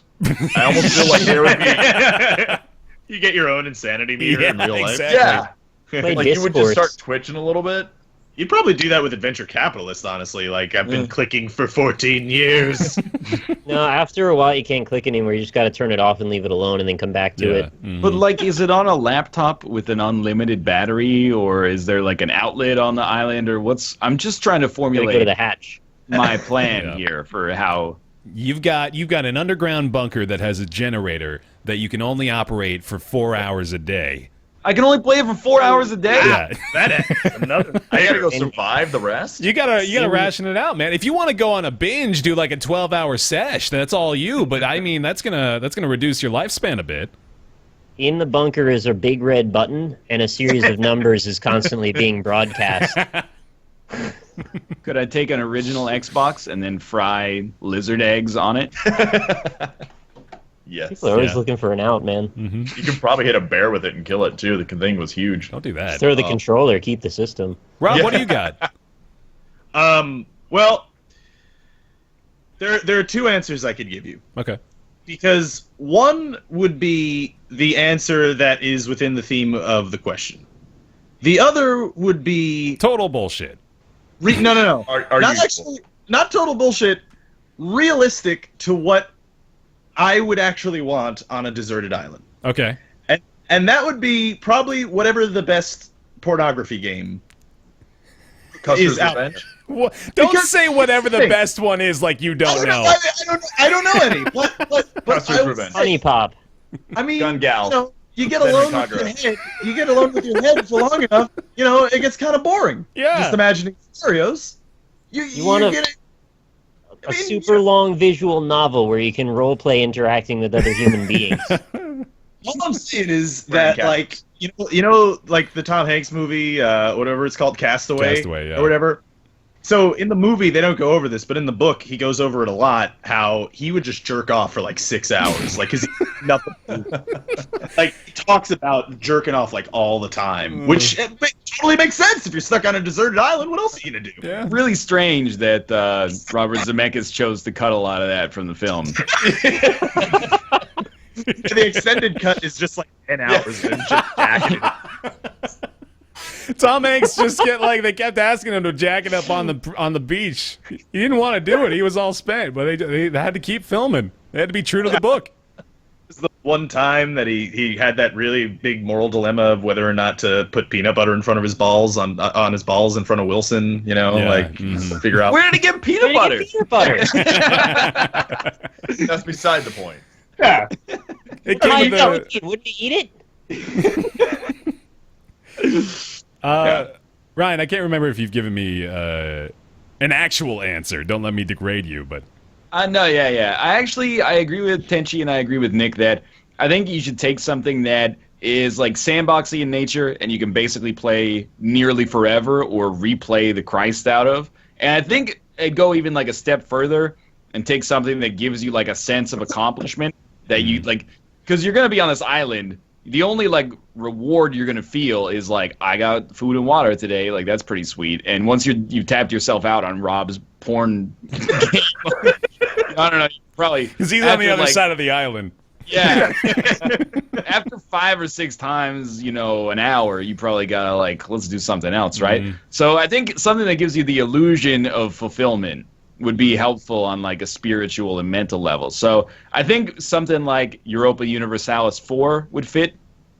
Yeah. As long as you had enough of the basics that you weren't like, man, I really wish I had Google so I could like figure out how to, wrap my head around this mechanic. So I'm thinking like, even though they're not my absolute favorite games of all time, EU4, Civ 5, something along those lines. Even like I was still in the honeymoon phase with something like RimWorld, that allows Prison Architect that allows you to kind of like grow indefinitely, I think is cool. I do want to say that you've probably concocted the only scenario in which I will learn how to play Europa Universalis 4 is if you put me on a deserted island and it was the only game available.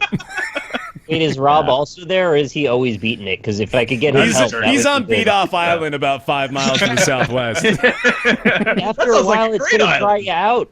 You need to conserve your fluids. Somebody's got to refill the water supply of the ocean, man. Well, no, I was going to say global warming's happening, but that's sort of the opposite problem, isn't it? Anyway. In fairness, in my other answer that was in spirit of the question would have been Crusader Kings 2, actually. Okay. Because I already play that game too much, like, every once in a while. So, I mean, if I had nothing to do on an island and I had to play a video game where I couldn't jerk off to it, then it'd probably be that one. Nice. Oh, I'm sure you could jerk off to anything you want. Yeah, that's true. Don't let us Well, that's down. the problem. I mean, like, what you're stuck on an island with Terraria for, like, 100, 200, 500 hours. Eventually, you're going to start jerking off to it, Do you really what's want a to better stop? question? Is like, if you could be stranded on any island, what island would you want to be stranded on? I would take like Staten Island or something, because I think you just swim to shore and I'd be like, I'm good. I'm gonna be honest. You don't want to be on Staten Island. It's a terrible place. Okay, what about like Hawaii? Yeah, I was just going to go with Oahu, man. Like, take the easy Yeah. one. Shit. Pretty good. All right, I'm gonna submit an easy answer myself. Go with Civ 5, maybe even Civ 6 if I want to be so bold. I think The Sims, honestly. You can only take one game to this desert island, out of all the media released in gaming history, Yeah. you choose a game that is not out yet. You're willing to. Your whole life is going to be spent on this island, and you're like, I'm going to take this product that, as of yet, could go either way. You know, No Man's Sky levels of trust. it might And after Beyond Earth. it might be another goddess, but I guess I'm willing to take that to my sand grave here. I think The Sims would be good, honestly. Even just like old school classic PC Sims, I could see myself having a ball with that. But well, then I'd just probably go legitimately crazy though, because I would only see the world in the Sims world, and I would talk to my Sim pals all the time. But that would probably be better than being alone on a deserted island by yourself, right? You get to see your Sim buddies. Yeah, You forget I'd just start to English, talk in Samoan, exactly. Just get one of those- Simoleon is the currency, Simlish is the language that they speak. Chewy's here. Timmy, strapped in the well. All right. Atanu, thank you for that question, and sorry for that loud chair squeak, but thank you very much for your Ask Roundtable inquiry. If you have a question you'd like to submit, feel free to send those over to roundtableyt@gmail.com, and it's now time for everybody's favorite segment. After their favorite segment is Nick's Weird Games. Nick's Weird Games is a segment we do every week where Nick's going to go get a weird game from his catalog of so goddamn many weird games, and Tenchi, I don't know how familiar you are with the system here, but is there a cover that you'd like to hear Ryan, the rap god, the Torno, perform for your ears today? I mean, I want him to do a rap cover of this weird game. I want to get meta on it. Oh, All right. Wait, All right. You have to guess the weird game You have to before know you the have game is any before you- information. wow. Oh, not even any hints, huh? Yeah. No, that's it. Ooh. All right. I'm right, still Here we go. Good luck. I'm always up for a challenge. Sure. Hey, I'm Nick, and I'm here to say I've got another weird game. Is it on the Xbox One? No, it's from the PlayStation. Did it come out in America? No, it came out in Korea. Korea. It's two countries.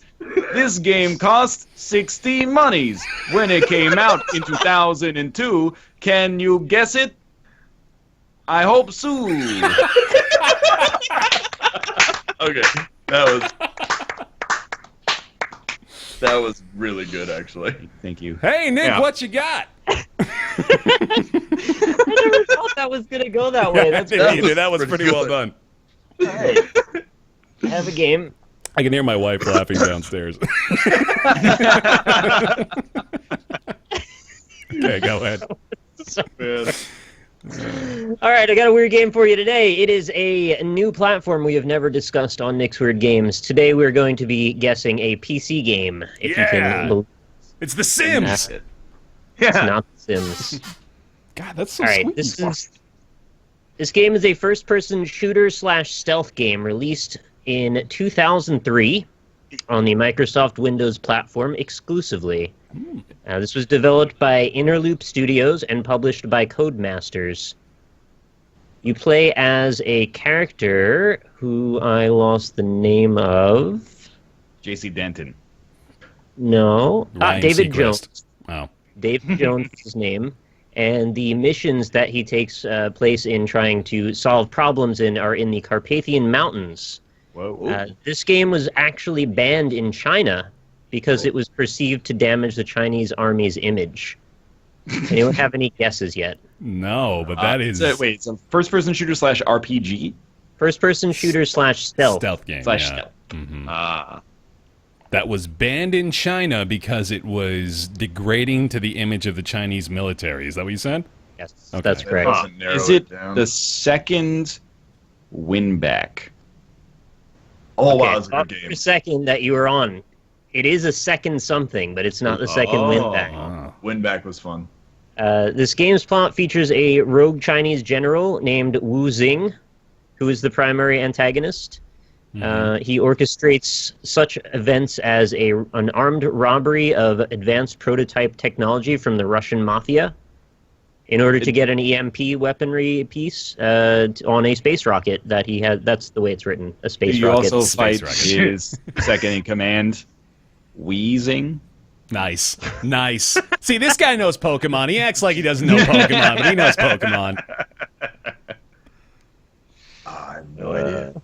I don't know. Yeah, I'm at a That's loss. impressive. I think I will Trying to- know it. It's from the era I should know. Is it the second Soldier of Fortune? No, but that was one that I was thinking about using today. Ah. Those were violent as hell. Nick, you saw that I got one last week, didn't you? I did Okay. see. I watched the show. See, Yeah. I need you to be Great proud job. of me. I'm proud of you. I'm proud of you. But I'm drawing a blank, yeah. Do we want to... Yeah, I don't know if there's any better hints I could give you that aren't just sort of directly telling you more stuff. Mm-hmm. There's a huge variety of weaponry. Who was the developer again? Developer was Interloop Studios. Interloop. Chat has gotten it, I think, much earlier. You have a guess? Oh, come on, Tenchi. I don't remember what it's Tenchi. called. Does it have like kind of like just anime-ish graphics? Like No. kind of like okay. I know what you're that one? thinking of. It wasn't Oh. that. You're thinking of 13. Maybe. No, there's one that with like mechs in it too. No one's ever heard of it. Next. I'll have to figure that one out. Now I'm more worried about what yours is than mine. We gotta play Tenchi's weird games next week. Yeah. The one other thing I could think of, and this is my own sort of flawed perception of the game from when I used to play it, but I believe it had an endlessly generated procedural mountain range. So you could walk off the enemy bases and just kind of like wander off into the mountains forever, and it would never stop rendering new mountains for you. Which is a thing I'd never seen done in a game before at the time, so that was kind of a cool identifying feature of it. Yeah. Motocross Madness 2. Yeah. SSX tricky. You know, the first-person shooter, SSX. You didn't get access to that mini game? It was pretty great. Yeah. I think we're about done then, I yeah? think we're done, yeah. Yeah. All right, our game for today is called... Oh, Rob, you have a guess? No, I have no idea. Oh, sorry. I was thinking of Shogo Mobile Armor Division. Someone in chat got it. Wow. Damn. Well done, because I would not have gotten that one. Yeah, I wouldn't All have. right. The game today was called IGI-2. Oh, I'm going in. Covert Strike. That's right. I've never heard of that. Oh, careful with your reflections there, buddy. Yeah, sorry.